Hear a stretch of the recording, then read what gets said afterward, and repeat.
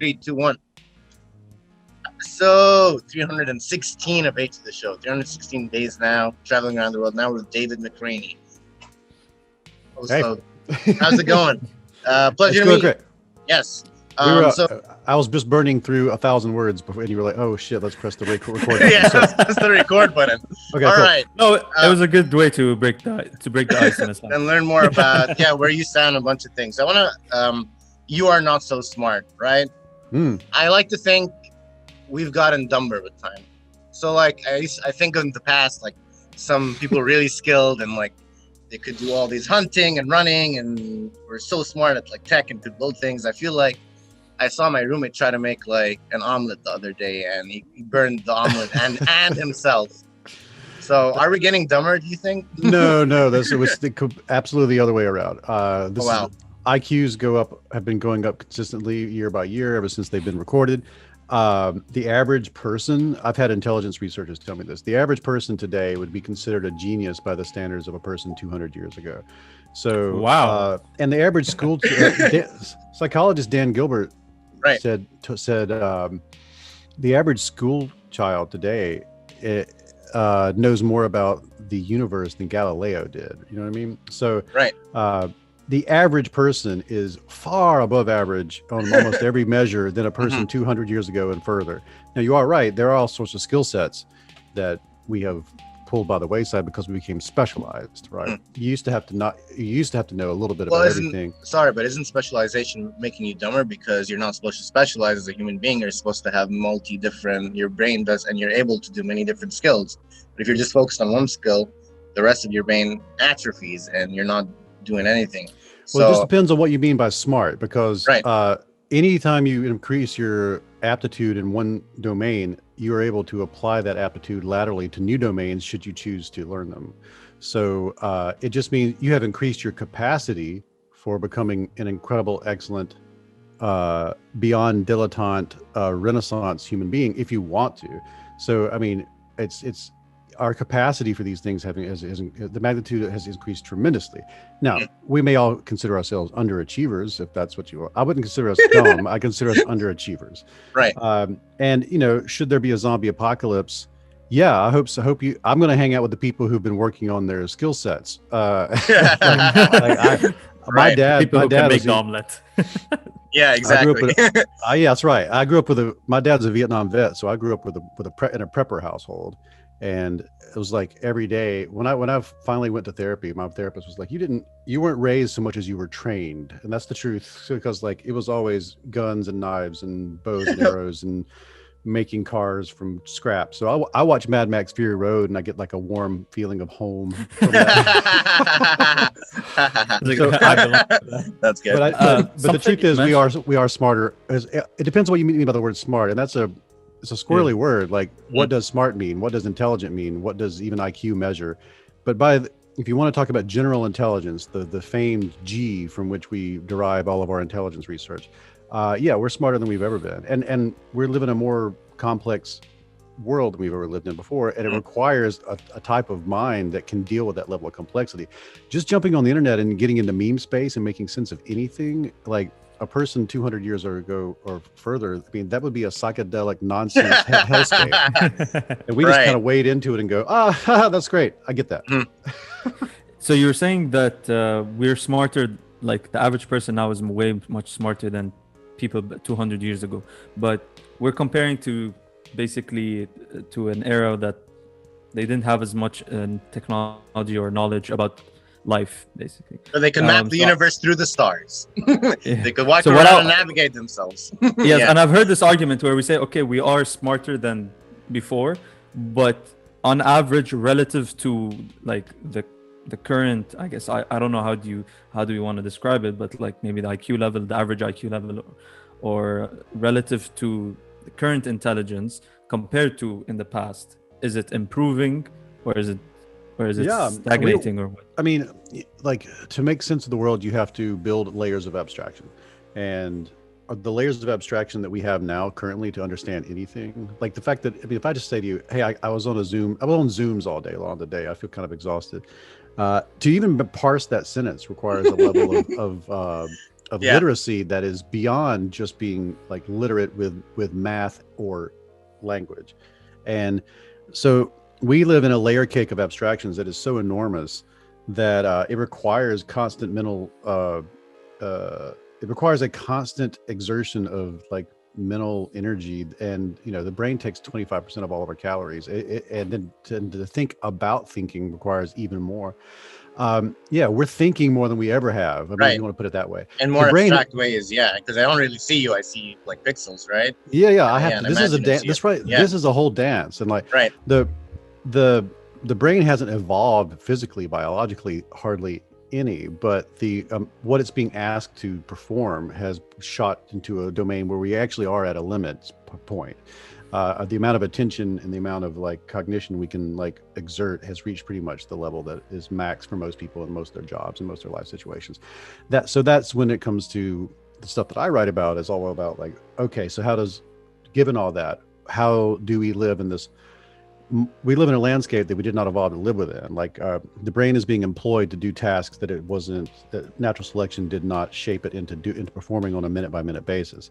So that leads to a lot of issues with problem solving, decision making, judgment making, sense making, and so on. So yeah, you'll see us like fuck up continuously, but that's because the brain is doing a task that it is our cultural space has outpaced the biological space in which we evolved. Wow. But that's not natural, right? Because that's not how it's supposed to be. Well, right? Everything's natural. Everything's natural. What do you mean by natural? That's the question, right? I do this a lot, by the way. I believe in articulating words out as far as we can. Right. I mean, all of this is natural. I mean, bleach is natural. Just don't drink it, right? So like the building computer. Sorry, but if you want to saying like, talk to me. Yeah, I'm listening. I'm sorry. If you want to reach your human potential, right? You want to live in a way that your body and your mind is in your body, and they're working at the best of its capabilities. If your brain is overworked, then you're definitely gonna be more stressed and struggling and having other issues that. Oh, okay, that's a good point. But here's the funny thing: we won't do that because we're cognitive misers, as they say in neuroscience. So we won't be overstressed. What we will do is we'll just start taking shortcuts, and we'll just start. We will without with no free will involved, we will start simply not putting much effort because we can't. So, all right, we will unconsciously begin taking shortcuts, and then we will consciously also begin taking shortcuts, and then eventually we'll just say, I'm taking a nap, or I'm watching Netflix all day, or I'm playing video games, or I'm going to the bar. Yeah. We'll find a way to opt out.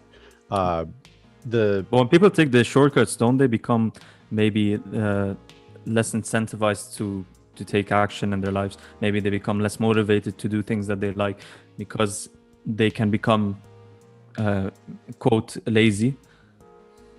I think we're just always default lazy, and I think it's okay. Most people who still live lifestyles that are closer to 1,000, 2,000 years ago, indigenous peoples, and then from the archaeological record, the best we can tell, like we didn't do a 8-hour, 40-hour life. We did what we could do in the morning with the calories we could obtain, and then we laid around most of the day, and we slept a lot. We were more like cats than we were, robotic drone type peoples. And that's what we are now. And so I think when you have these like predilections where you feel like I should take a nap, or I would like to just hang out now. I mean, that's just you. That's what people are. We were promised in the 30s, 40s, and 50s that when we got this crazy world, that that's what we get to do. We'd get to send a robot to wash our dishes, which we have. We'd send a robot to vacuum the floor, which we have. We'd talk to our friends over supercomputer video chats, which we do. And then that would free us up to just lay around and read books. And we've strangely, as a culture, or as many different cultures have done this, we have filled that space in with more work or more obligation or some sort of sense of shame that we're not doing more. Which is like wrong, we need to be productive, Yeah. even more productive, be as productive as possible. That's obviously, if you're feeling like that sucks and that's not how we should live, that's because it sucks and that's not how we should live. Thanks, David. I'm glad you I say feel it. like it's, yeah, because I agree with you. I feel like yeah. well, basically what we're saying is like the humans have been programmed to become like this, to become this robotic nature where they just they have to be as efficient as possible, and but in a sense they're not doing it for themselves. They're not doing the efficiency isn't only for, it's not only for them, it's in service for someone else.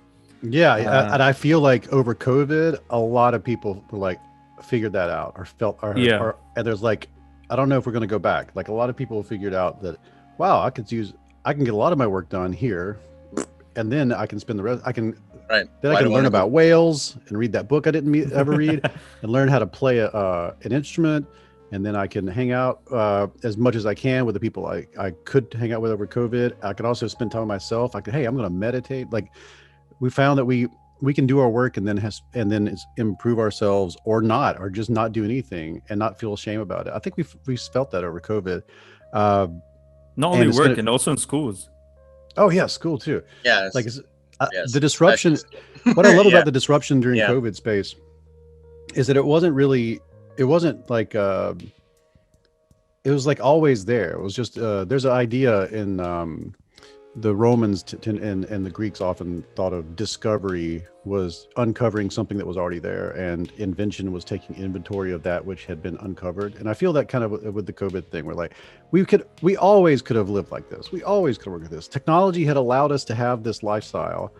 The only thing that we had to needed to plug into it was being able to hang out with our friends and family and loved ones and meet people face to face.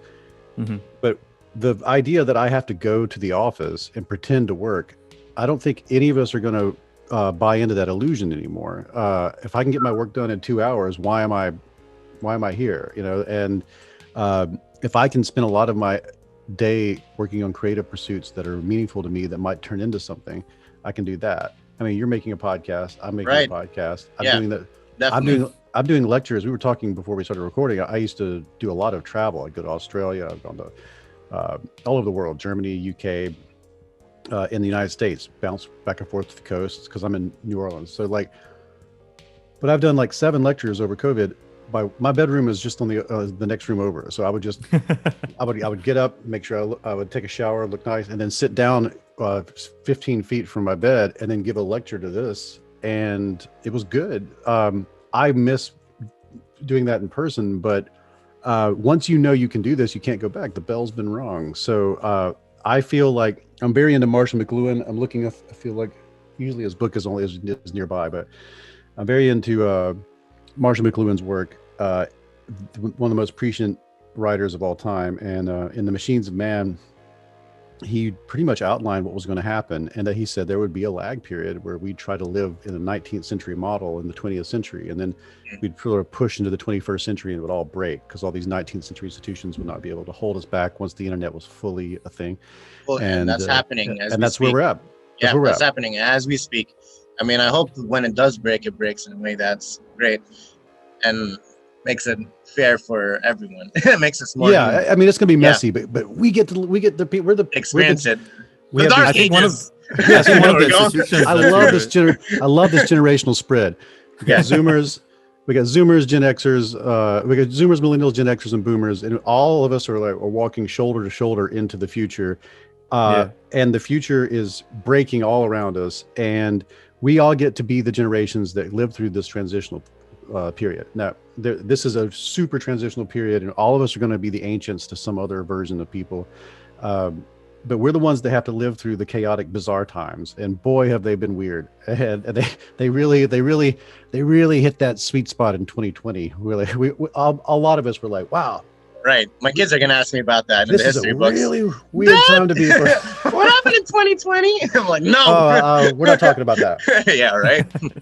So do you see like a major shift in basically life to becoming more virtual and more online instead of going out and like hanging out with actual people, you know, like face to face? I mean, it's going to be like this, like things, meetings and certain collaborations can be done like this very quickly. But I've got so many projects going right now. I'm looking at my big board. I'm doing consulting with the FBI. I'm making a YouTube channel. I've got these lectures. I've got 2 spin-off podcasts.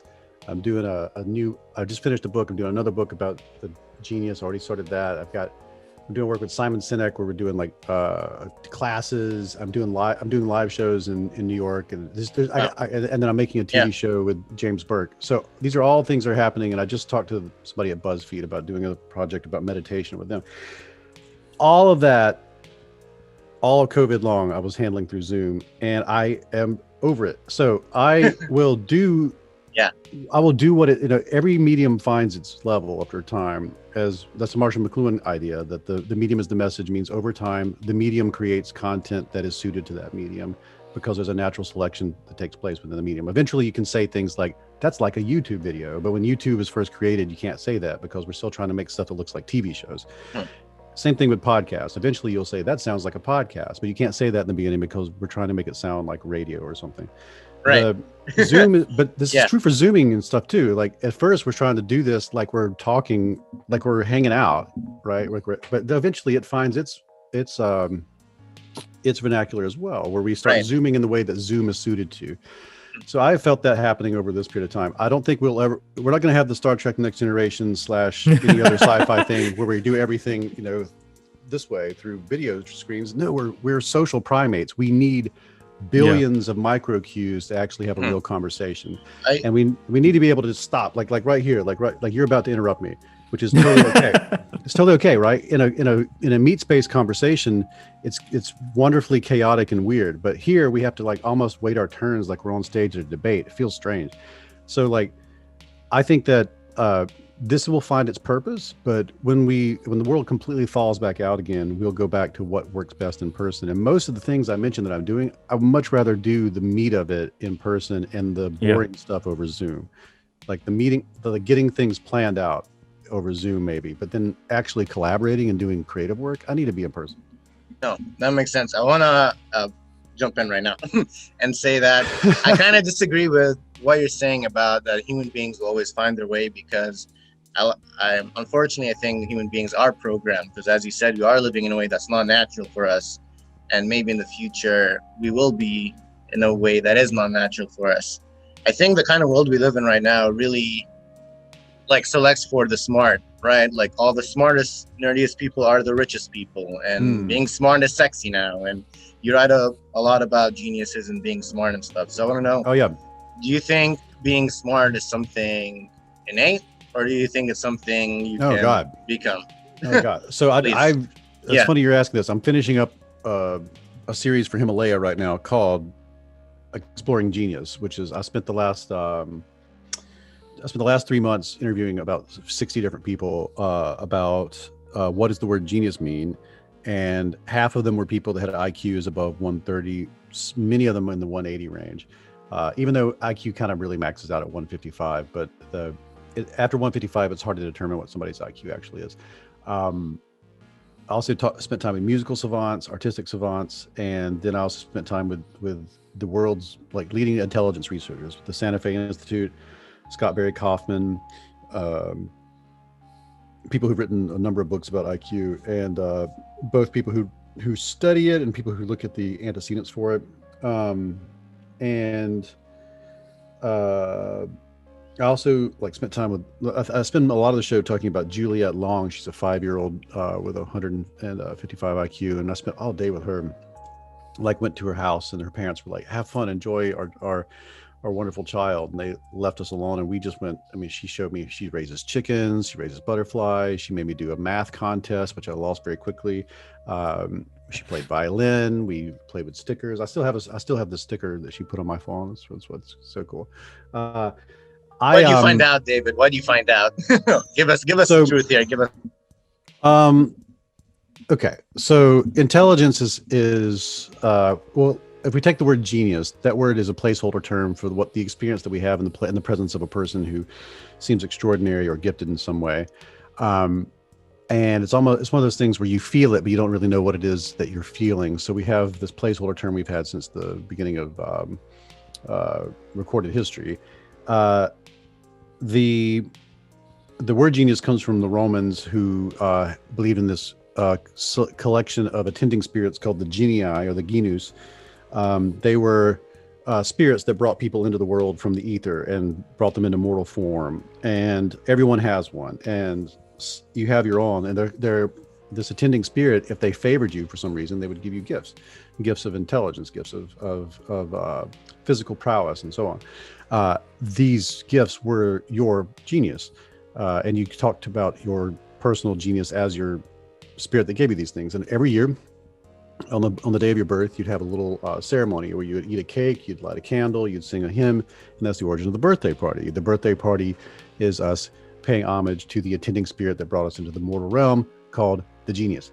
Now, this was just the world as it was for a long time. Around the Renaissance, definitely into the Enlightenment, there was a sense of the culture before then. It was considered sort of sacrilegious. Many cultures, it was sacrilegious to assume that you could create something as a human being. All creation came from God, and you just merely discovered it or like paid respect to it with whatever work you were doing. But around that period of time, it became very popular to say, no, people can make things, and if we can make things, that means that we don't have genius, we are genius. And that's when the idea of an actual person being a genius became popular. And it gets really weird from there, because they wanted to measure it, because it was really popular to keep people were trading in like the skulls and finger bones and stuff of people who were very famous, like Beethoven, Voltaire, stuff like that. And at some point, somebody was like, all the really smart guys, what if could we measure their skulls and see if they're bigger than the rest of us? Because I think that's what's going on here. But when they measured their skulls, compared them to everybody else, they found no difference. And so it became this whole thing of like, how can we mathematically quantify this thing, this feeling we get when we were around somebody who's certainly doing something that seems more human than human. They're closer to the gods than we are. They have a piece of the divine, that sort of thing. So that's where we get eugenics, which is a really bad turn of events in science. They start with phrenology, and the idea really was just like, how can we prove that white men are better than everybody? And they're like, what's the best way we can mathematically show that? They started out with calipers, trying to measure heads. The problem was when you measured people, and this became very popular in that period of time, you always get a bell curve, because most people fit in the average, and there's some people on both edges. That's true for they did it for shoulder width and the ability to breathe in. And it didn't take long before they started applying it to how well do you do on this math test and stuff like that. And this is where the IQ test comes in. Originally, the IQ test was created to determine who does not get to go to public school in France, because they created public school and they didn't want to waste all their tax dollars on kids who weren't going to do well in school. Again, this is the time of eugenics, so they don't care about human potential at that period of time in the world. They were just trying to save money. And the IQ test was created to separate people, to make people, to show who was not fit to be part of the civil discourse and be schooled by the state. But Lewis Terman comes along, and I am answering your question. I promise. I'm getting there. Lewis Terman comes along, and he's in the. You have Galton and Binet and Spearman, and then Terman. Terman says, I've noticed a lot of these kids taking this test score really high on it, and maybe this test is how we find the geniuses. So he separates out 1,500 students in California, who he wants to study them for the rest of their lives, who have a higher than 135 IQ. And he does that. So it's the longest running study in all of psychology. And some of them are still alive. And sure enough, most of them have better than average life outcomes in a Western capitalist sense. They are good, have good jobs, good marriages, houses, all the rest. Being smart is sexy now. Yeah. But none of them in that study, and this is why I wanted to do this program, none of the kids in that study became adults who did anything of note. They didn't do anything that we would ever remember. That none of them are going to go down in history for anything, except for two. Two of the boys who were excluded from this study because they had less than 135 IQ went on to separately, without collaborating, win the Nobel Prize in physics. So, what does they call this Terman's termite study, because he called his kids the termites. What does that have to say? Because if I was to look at all the people he had set aside and say, which one of these people was a genius, I'd pick these two. Which means that all the other people who had above 135 IQ, none of them were geniuses, not by the measure, but not by the way we would define that word as the feeling of somebody who did something extraordinary. Whereas intelligence researchers would say it did something discontinuous. They did something that wasn't the next step in their world. It was something far ahead of their world or lateral to their world. And so when the short answer to the question is IQ is a measure of how quickly you can learn something and how quickly you can turn it into abstractions that you can manipulate in your mind. That does not translate to doing anything of note with that. That's just a skill set no different than how good are you at, putting a basketball in a hoop, or how good are you at folding origami, how good are you at cooking pasta. This is just a skill. This is just a thing that people can do. Is it applicable to just about everything? Yeah, like you can use the ability to learn quickly and create abstractions to do just about anything, and it's a great skill to apply to difficult problems. But most people who have 135 or plus IQ, it doesn't really lead to anything, any like extraordinary life outcomes. What does lead to that is something else. And so the Santa Fe Institute has a great way of categorizing intelligence. They use these 3 codices, and to simplify it, I would call them the inference codex, the representation codex, and the strategy codex. So the intelligence is usually a 3-dimensional, it's a 3-dimensional, I would refer to it as a 3-dimensional abstraction of these 3 codexes. Inference is the ability to look at a situation and deduce, adduce, to do deductive reasoning, inductive reasoning, to sort of discover what's not there. You can think of it as sort of like Euclid's geometry, where you have this line and this line, you can figure out what this line is. Humans have a great ability to infer new information that's not present within the evidence from the evidence available to them. So that's the inference codex, and you can be high or low in that. And then there's the representational codex, and that is the ability to take information and represent it in a way that gives you more value than the raw information. Einstein's concept of space-time is there's no new math in that. He just took existing math and then represented it with something new, and that new representation opened up a whole new space for making sense of the world that led to incredible advances in the human species. The same is true for like irrational numbers and things like that. When the math didn't work out so that we could do things like divide negative numbers, they just made up new math. They're like, let's just make up different math that lets you do that. And when they made up different math, that led to the ability to manipulate electromagnetism and created smartphones and quantum physics. So representational codex is the second one. And then the third one is the strategy codex. And that is sort of in a game space, and everything can be reduced to a game space if you want. That's the ability to look at a game space and determine what is the optimal strategy for reaching the goal that I'm trying to get to. And game space? Sorry, can you give us a little like bit, a game space. So like, yeah. Like a chess would be a pure game space, and that's why we often use. That's why artificial intelligence kind of went there first, because it's just a pure. And a game space is just, I have arrived in a world. This universe has rules. What are the rules? What are the parameters? How do I win? And how do I get to the goal? And that's in that space, the goal is how do I win? How do I capture the king? But those are the 3 codexes that the Santa Fe Institute uses, and I like this a lot because it takes you out of the IQ space. The IQ space it's a wonderful tool. It is absolutely a great tool, but it's so abstract. What is IQ? The purpose of the IQ test is to determine, do you need help in certain domains in school? That's what its purpose is, and to turn it into an identity is kind of strange. But these codexes make sense to me. And what I like about those 3 codexes, and the Santa Fe Institute has much more information about this, is it can be applied to any mind. So this can be applied to a dog's mind. This can be applied to an artificial intelligence mind. This can be applied to an avatar thing within a video game. Anything that we could consider has mind can be measured on these 3 codexes. And the higher you are on any one of them, the more intelligent you'd be considered. And you can see this with genius. A genius tends to be a person who is so maxed out in one of these spaces in a particular domain. Like this may not be true in one domain, it may be true for any domain except one that they happen to be obsessed with. They become so obsessed with that domain that they're really high on one of these these codexes, and by becoming obsessed and applying their skill set in that world, they find a discontinuity, and that discontinuity will just simply be something that was there, but people didn't represent it yet. It was there, or people did not infer it yet. It was there, but people had not created a strategy to solve the problem yet. And once that has been done, it appears to the rest of us as if some magical original idea, right? And that's why it was always considered something from the divine, because it just seemed so outside of the norm that it felt like it had to come from somewhere other than that person's like meat tissue thing, right? But that's where it comes from. Right. There's the answer. You still haven't answered my question. I'm sorry. My question was, are you born this way, or can you get smarter? And so in each of these three different categories of smartness, can you get smarter? Yeah. The answer is yes.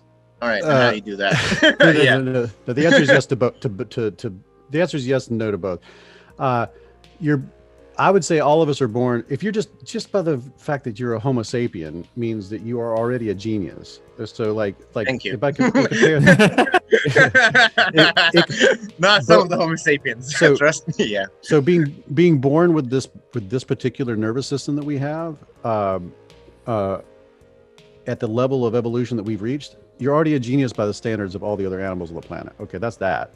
Then in this cultural milieu that we find ourselves thrown into, we're just tossed into, our society is so advanced at this point, and our education, all the people who have come before us that we could learn from, that puts you so far ahead of the game compared to people just 200 years ago that you're already a genius by their standards. So wait, you mentioned it's a skill set. Does that mean it's trainable? Like IQ, can you train your IQ and like to become better? I would say, I'd say IQ, no, but these codexes, yes. So we all have incredible potential to infer, incredible potential to represent, and incredible potential to strategize. Now, your raw G, the general intelligence, that's going to be tested and tested and tested, and it's going to come up about the same every time. But that is not a limiting factor for you to be able to have a lot of potential in these other spaces. The connection between IQ and creativity is tenuous. There are other things in the human experience that, especially the personality scale. I always remember it by ocean. So it's openness, conscientiousness, extroversion, agreeableness, and neuroticism. So the two things that are the most hardcore, absolutely, this seems to be real stuff in psychology, is the IQ measurement system and the personality measurement system. And a person who may have an average IQ but is incredibly open to new experience and is strong in extroversion or something like that, that's a mix for doing something incredible in this world, doing something discontinuous that opens up spaces within all other domains. Or a person can be very high in IQ and be so disagreeable that they're never going to be able to collaborate with anybody ever, and their IQ goes nowhere. So the IQ is just one slice of the spectrum of the human experience, especially what's being generated by brains, that has the potential for all these other outcomes. Now, as far as like, are you born with it? Most things, there's about a 50% genetic, variability. So yeah, you're going to be born with it, but usually what you're born with is a capacity, not a set. Like, this is how you're going. Oh wow, that's how you're molded. Yeah. And even if you're born with, one of the people I interviewed, when he was tested, his IQ was tested as a young man, he was tested like in the 70, 80 range. So that puts him like, in the needs special attention group. But he learned how to sing opera, sang his way into going to Yale in the opera program, then transferred from Yale to the psychology program. And then in the psychology program created a different type of IQ testing system that measures both creativity and raw intelligence. Wow, that's amazing. Then he went to Yale, Stanford, Cambridge, has multiple PhDs in all of them, and is now considered one of the world's leading intelligence researchers, and was retested. Legend. Retested only about 4 years ago. It was tested at 140 plus. So that is an indication that it is dangerous to put people in buckets, because people tend to fulfill the potential that we tell them they can fulfill. So so it's complicated. I want to know what you think about speaking of that. In modern psychology right now, we like to label a bunch of things, right? Like, you have a low IQ, that means you can't do this or you can't do that, or you have a mental disorder, you need to fix it or take meds, or you can't do whatever. But you're saying that the world's so full of like experiences, and everyone's different. At what point do you need to start just like accepting yourself and just realizing this is who I am and my personality, or do you need to start changing your personality to become someone you want to become? I would say I have so much to say about that. That will take 3 hours to go. All right. That's a big TED talk. This is going to be a lot of opinion on my part. Okay.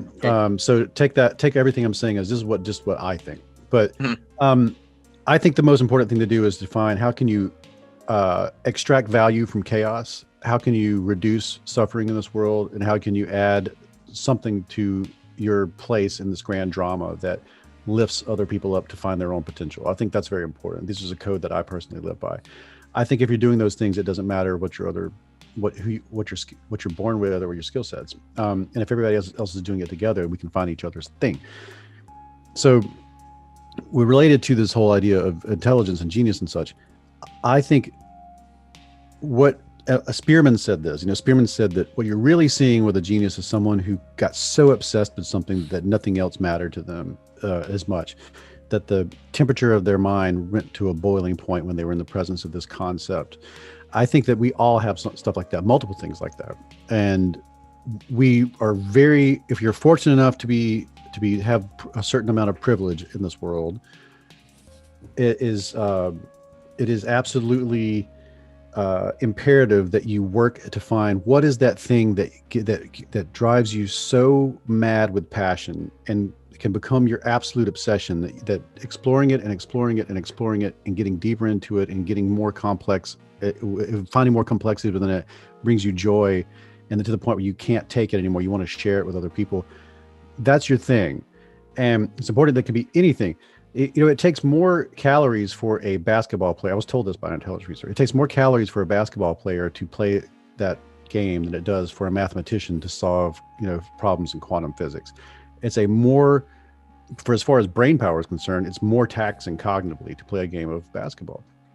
So a person in that space, so in it, because you're so in the moment, you're having to keep up with. You have to keep up with your agency, with the agency of other people, with all of the muscle tone in your body, your bones, your positioning, the game itself, the strategy. Reaction time, reflexes, tactics. Yes, attention, tactics, strategy. So they're more geniuses than the physicists, right? If you want to take and look at the term the way I would prefer to define it, a genius within that space is using more of their brain than a genius within a physics space. Wow. So, and what they do within that space you may think, sports, who gives a shit? It's like, this is a child's game. Why are we doing this? But unlocking human potential within that domain or finding a discontinuity with that domain is laterally applicable to other domains. So, and this is true in art as well. Like if someone creates a movie that absolutely, a lot of movies, you say they're ahead of their time or whatever, or they're not well received in their time, they were well received later. That's because they were a discontinuity, and it had to disseminate its perspective across domains before those domains could then look back at it and then take it in the way it was intended. This is true within all human effort, and I think that each individual one of us, more than we ever have in the history of the human species, are now capable of getting so deeply obsessed with something and so passionate about something that we can, from this room full of books, like I can sit here and go nuts about the things that I'm obsessed with. Right. And there will be ripples within the entire system because of it. That's what I would hope. And hey, sure. You can totally, if you want to, compare yourself to people on some scale that we can measure, but we all jumped into the game way ahead of everything else. Like we are the most incredible species to at least on this planet. We're gonna go to Mars, and then we're gonna make spaceships. We're gonna harness the power of the sun, and so we're part of a lineage that's going to do all these amazing things, and we get to participate in that whole drama. That is kind of cool. So you mentioned something about where people have to find the thing that they're passionate about and then choose to do it, and this is attributed to basically their creativity aspect and like the mix of their IQ and their creativity, so that they can find basically the best thing that they're good at. That's how you can see maybe the next level of them. So do you believe that human beings are supposed to be specialized, or because we were mentioning it earlier and Ali does not agree with this point about people being specialized. So what do you think? I don't think there's any I don't think we have any option. I mean, you don't have to be. I mean, I mean, if you want to have a choice, if you want to leave, or we do have a choice. If you want to walk away, go in the woods, build a cabin, and just hang out with bears, I think that's great. Go for it.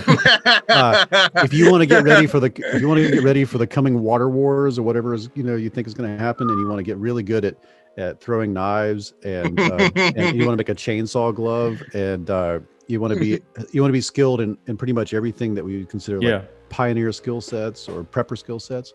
Awesome too. You can have as much breadth and depth as you want in this whole endeavor. But what about fulfilling your maximum potential from?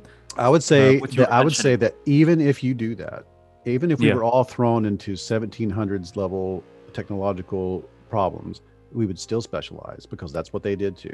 Like you had a blacksmith, you had a tailor, you had somebody who was good at making bread, you had somebody who was a good orator, you had a diplomat.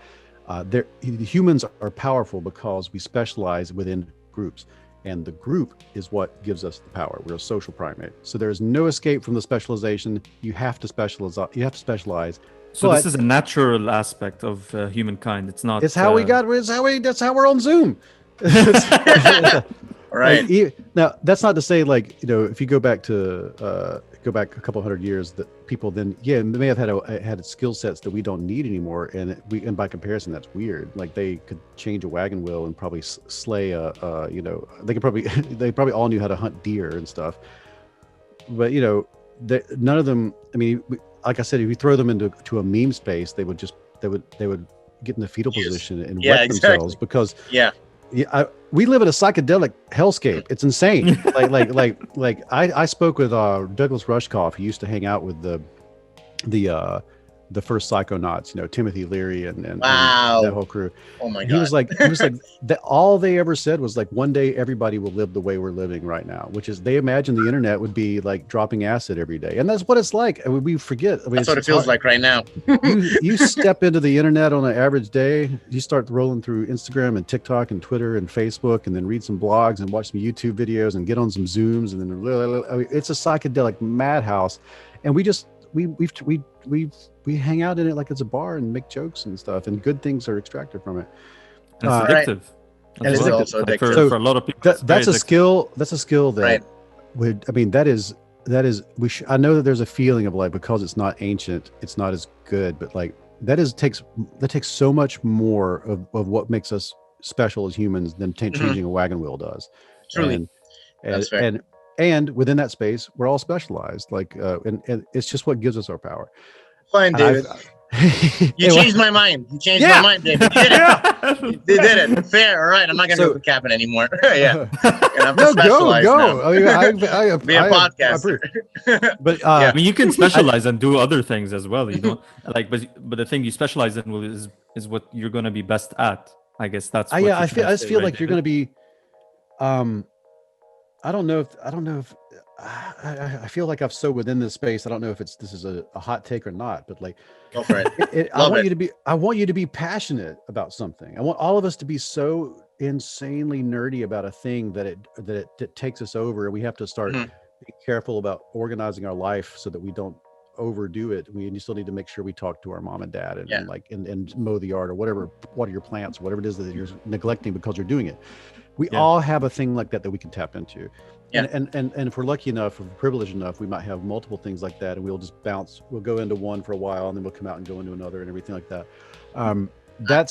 That's utilizing the thing that I think makes us human. I don't think that's a hot take. I think that's just the reality of the world, that you need to do something that you love and creative and be passionate and be in the moment, or else you're just rotting and you're not living.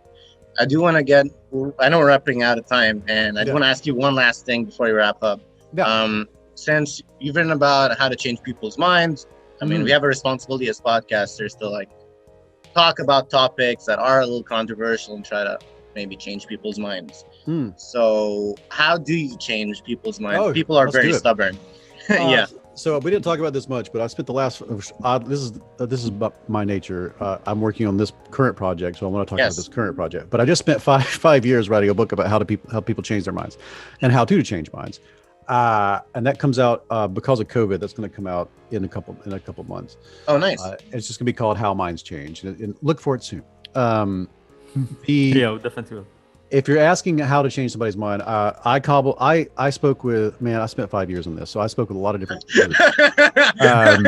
I talked to I spent time with activists. I spent time with scientists. I spent time with people like at Westboro Baptist Church and flat earthers and 9/11 truthers and oh God. anti-vaxxers. I spent time with all the communities you can think of who refuse to change their mind about things based off evidence alone. Very sort of anti-scientific, anti-update your priors type groups. I also spent time with people who left those groups and asked them what it was that changed their minds. I took all of that sort of information and I brought it to people who studied this for some of them for their entire lives and started to pull out what is the raw science behind it.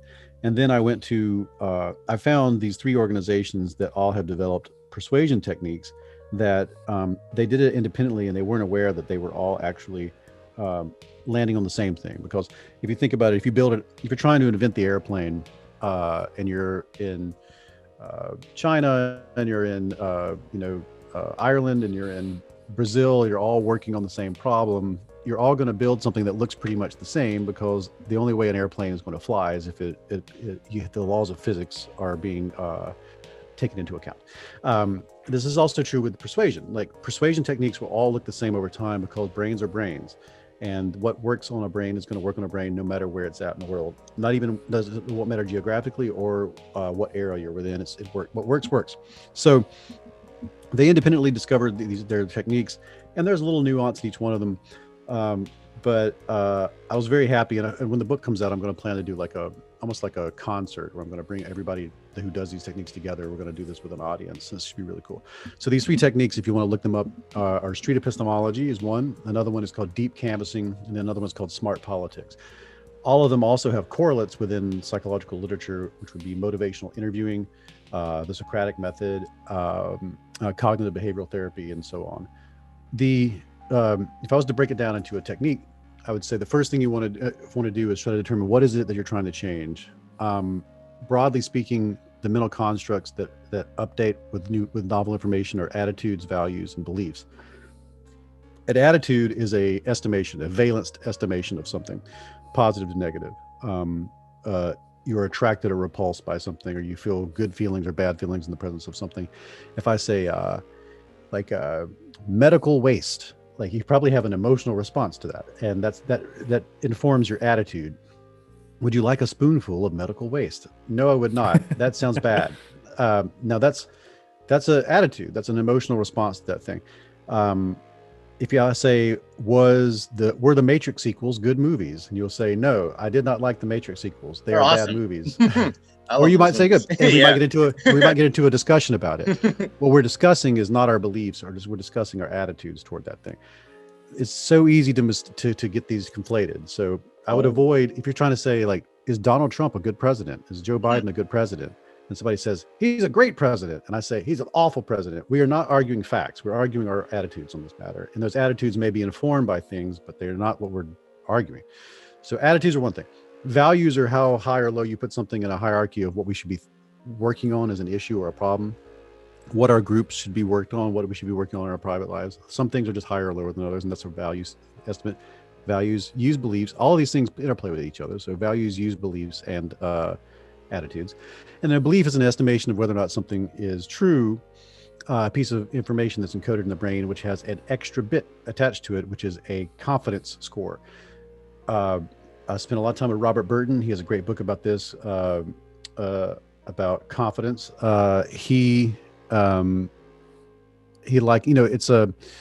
There's a sense that goes along with, you can measure it, you can put it from 0 to 100, how confident you feel about something being an absolute truth thing. So if I say today is Tuesday and you say, no, it's Monday, and I can feel an emotional response to both bits of information, and that we can call that a confidence level.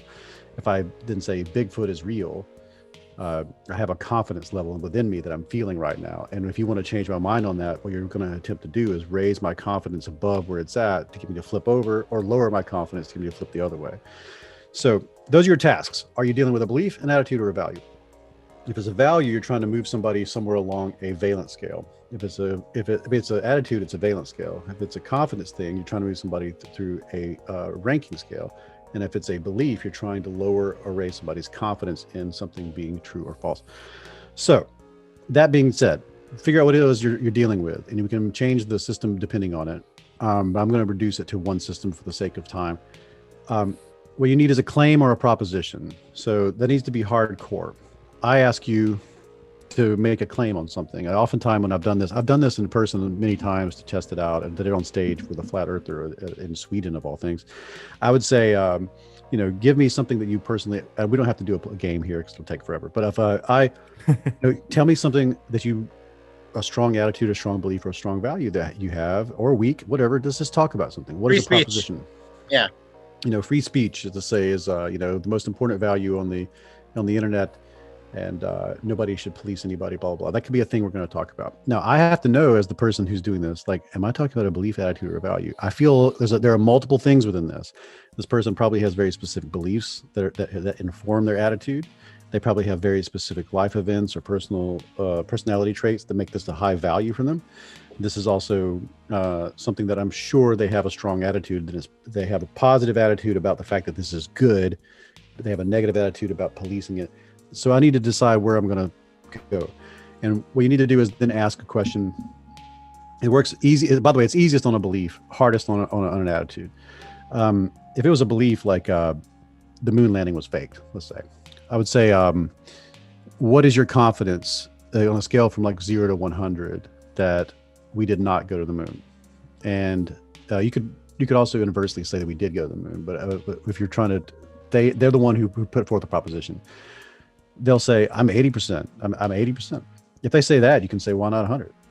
Where's the 20? What's keeping you from going to 100? But the point is, you want to get a confidence score because it does two things. One, if somebody's going up or down. And two, how close they are to 100. If somebody says a 100, nobody can actually be 100% confident on anything. That's not physically possible by the laws of the universe, but they might feel like they are, which is important to know. And so the next thing you want to ask is, what reasons do you have to hold that in such high confidence? And so basically what you're asking for, what are their justifications? Or what are their rationalizations, or what are their explanations? All three of those things are related. The work of Dan Sperber and Hugo Mercier is nothing but this. There's a great book called The Enigma of Reason, which is just all about justification, explanation, and rationalization. But the humans evolved in groups to be able to exchange information in an argumentative framework. And so whenever we're trying to come up with an answer for why we think, feel, and believe something, we always do it within reasons, because reasoning is how we exchange information. I give you my reasons for feeling this way. You'd estimate whether my feelings are good enough, and then we move forward in several frames. So in this environment, what I'm trying to get you to do is enter it to a metacognitive state where you don't just produce these reasons and then walk away. I need you to metacognate on that and think about your own thinking and say, why did I produce that reason? What was my justification, explanation, or rationalization? So that's the first thing you want to do. You say, give me your proposition or your claim. Give me a confidence score. And then you want to take that confidence, and we're going to talk about the confidence, not the claim. So we take the confidence and we say, what is your justification for holding it in such high confidence? And they'll tell you something. And then now we take that. You notice that I keep taking everything before and pushing it aside. Now we're talking about this. Okay, here's your justification. What reasons are you using to support that justification? Now they tell me about their reasons. Now we get to the reason. And now when we're in that reason, we start talking about, there's all these multiple techniques we can go to explore the reason. We'll say, if another person had a different reason, how would you feel about that? If the evidence was like this, how would you do? There's many different things that can go in this stage, but honestly, you don't have to know any of them. If you just have a conversation that gets to that point, most people will move somewhere along their scale, because most people have never metacognated on anything. And the moment you do, you start doing a little beard stroking, whether or not you have a beard, and you will naturally move your value scale, your attitude scale, and your confidence scale, because you must. If it hasn't been contemplated before, it has to be adjusted. And then the point of these techniques is that you're the most important lesson here is that people's stated conclusions and positions are irrelevant and don't matter, and they're not really what is the point. A person can say all sorts of things with their conclusions or their stated positions on an issue, but oftentimes those are sort of ad hoc rationalizations for why they're feeling a certain way when they think about that issue. A good example is anything political, where I'd say somebody's like, Joe Biden's a terrible president. And I was like, okay, why do you think that? Because he did this. Now that's not why they think that. They're just defending the feeling that they can't help but feel. Yeah. But that's also true for somebody who's like an anti-vaxxer. People who are anti-vaxxers will give you all sorts of reasons for why they're an anti-vaxxer, because the medical science says this, or this happened to this kid, and blah, blah, blah, blah. Those are all justifications for an attitude that they're feeling, and they don't know the source of their own attitude.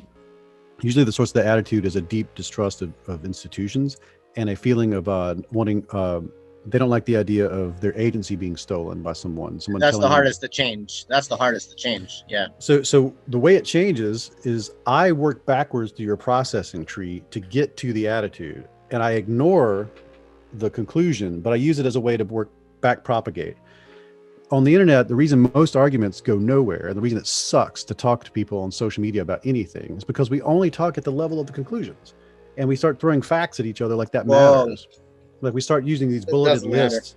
Yeah, it doesn't matter. It's not going to, because their attitude, if let's say you, and there's plenty of research that shows this, like you can show a person that all their justifications are unworthy, and that their beliefs are based off faulty evidence, and get them to say, well, I don't believe that anymore. You can wipe the board clean with a person, and all you've done is put them in a state where they have to now go back onto the internet, go back to books and YouTube videos and stuff, and using the same attitude that they still hold, they will now cherry pick new evidence to find new beliefs to support the position that they still have.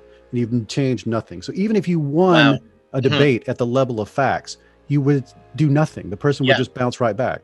You have to back propagate to what's the motivating factors, and then talk about the motivating factors and see if they're actually just motivating factors. Wow. So in a nutshell, that's how mine's changed. That's awesome. That was awesome. You really broke it down. It really is so insightful, because a lot of times people do think about the facts, and it's really about the way people think. And sometimes a lot of people don't even reflect on the way they think or where their thoughts and attitudes come from to begin with. And they just need that shock. And after that shock, whether it's explaining something or psilocybin or whatever it is, they can reflect and then they can be like, oh, wow, this is the way my mindset needs to shift. Absolutely. That's absolutely it. And you convinced us. All right. So I can't wait to read more about it in your book coming out soon. Your other 2 books are out now. We'll link that in the bio. You're Not So Smart, You're Not So Dumb. And you can just keep up with me at youarenotsosmart.com and the podcast You Are Not So Smart. Every 2 weeks I'm putting out something new, and that's where all my stuff pretty much goes. Cheers. Yeah, that was really awesome. I learned a lot, and I hope people listening also learned a lot. My mind's blown, bro. Perfecto. Mind blown. Yeah, share this video if your mind's blown. We need to have a part 2. Oh, man. Share this video if your mind's blown. Let us know if you want a part 2. Thanks for watching Nature the Show, the most educational, entertainment, international variety podcast. David Mcraney, thank you so much for coming on. Is there anything else you want to shout out or say before we wrap up? I don't think so. I mean, if you listen to this before August 13th, I will have a live show in New York, August 13th, at Caveat Theater. So if you want to see the show live and then hang out afterward, that's the next thing. That's my first live show post-COVID. But other than that, just check out the podcast, and when the book comes out, buy that and then ask me to come to your town to talk about it, and I'll do that. Let's do it. All right. Cheers. See you later. Thank you. It's been great. Thank you. Peace.